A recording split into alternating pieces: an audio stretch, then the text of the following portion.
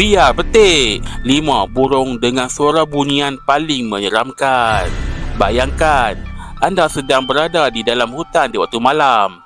Sedang seronok menikmati suasana berkemping. Tiba-tiba anda terdengar bunyi-bunyi ini. Mahu tak gelabah ketika itu. Lagi-lagi bunyi yang kelima tu. Burung kiwi.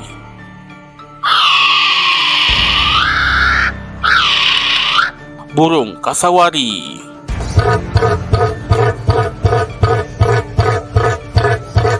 Burung syubil.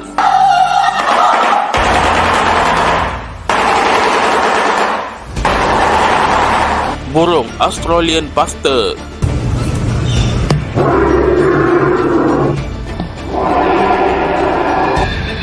Burung lyrebird.